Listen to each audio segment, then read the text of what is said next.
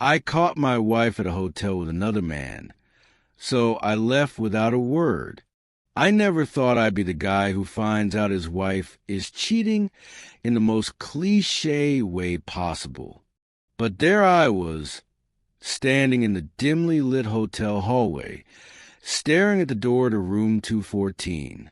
My heart pounded in my chest. My hands felt clammy and I could barely breathe. I had two choices: knock and confront her, or walk away and never look back.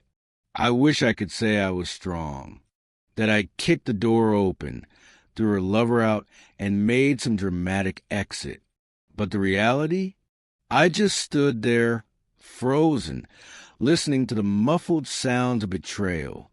And in that moment, I knew my marriage was over. But let's rewind to how I even got there. Emily and I had been married for 8 years. She was my best friend, my partner in everything. Or so I thought. Looking back, the signs were always there. The late nights at work, the sudden obsession with her phone, the way she started taking girls' trips more often but never posted pictures with her friends. I ignored it at first. You never think it's going to happen to you. I mean, we weren't perfect, but what couple is? Then came the moment that made me start paying attention. It happened 2 weeks before I found myself at that hotel door. Emily was in the shower, and her phone buzzed on the nightstand. I glanced at the screen. Had a great time last night. Can't wait to see you again. The message was from a number that wasn't saved in her contacts. My stomach dropped. I wanted to believe it was innocent. Maybe a coworker, maybe a friend. But deep down I knew. I just knew. Instead of confronting her right away, I did something I never thought I'd do. I started paying attention. Over the next few days, I watched her closely. She'd get random texts and smile at her phone like a high school girl with a crush. She started dressing differently, sexier, like she was trying to impress someone new. Then came the lies.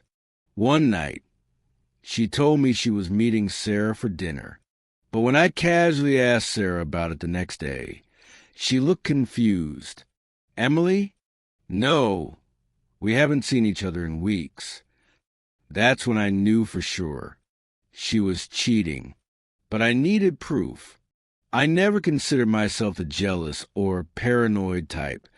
But when you see the woman you love slipping away, you either accept it or find the truth. One night, when Emily was asleep, I checked her email. There it was, a hotel reservation, room 214, a 2-night stay at a place 30 minutes from our house, for 2 guests. My chest tightened.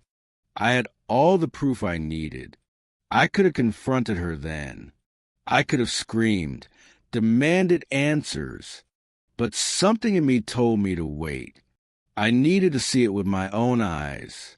The day of her business trip, I took off work. Emily kissed me goodbye like nothing was wrong. She told me she'd be home late. Don't wait up, she said. Little did she know, I was already 1 step ahead. I waited an hour before leaving just to be safe. Then I drove. Every second felt like an eternity. When I arrived at the hotel, my hands were shaking. I didn't even have a plan. What was I going to do? Bust through the door? 'Cause a scene? Beg her to explain? No, I just needed to know. Room 214. I stood outside listening. My heart pounded in my ears. Then I heard laughter. Her laugh. The one I used to love. And a man's voice. I clenched my fists. This was real. It was happening.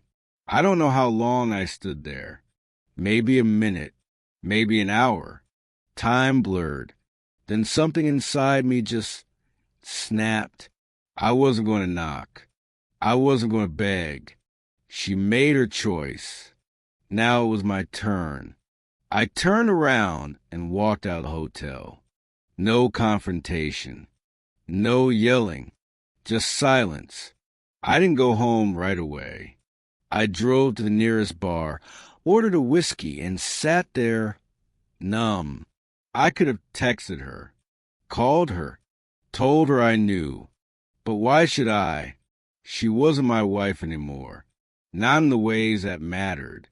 I didn't say anything when she got home the next day. She acted normal, kissed me, asked about my day, told me her business trip was exhausting. I just smiled and nodded, like I hadn't watched her destroy everything we built. I started making my own plans. I didn't need a dramatic fight. I didn't need to hear her excuses. Instead, I contacted a lawyer. A week later, I handed her the divorce papers. She looked at me, confused. What is this? I met her eyes and finally spoke the words I've been holding in. Room 214. The color drained from her face. She stammered. I don't know what you're talking about. I laughed. She wasn't even going to try to deny it. Emily, I said, my voice calm, almost too calm. You don't have to explain. I already know. For the first time, she was speechless. She cried. She begged. She said it was a mistake. But I had already grieved. The moment I walked away from that hotel, I had mourned our marriage. There was nothing left to save. I packed my bags and left. No screaming, no second chances. Just silence. The same silence she gave me when she chose him over me. It's been a year since that night. People ask me if I regret not confronting her.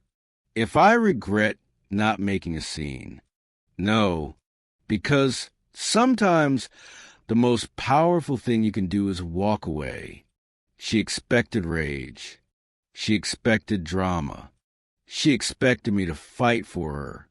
Instead, I let her sit with the weight of her own betrayal. And that, I think, was the worst punishment of all.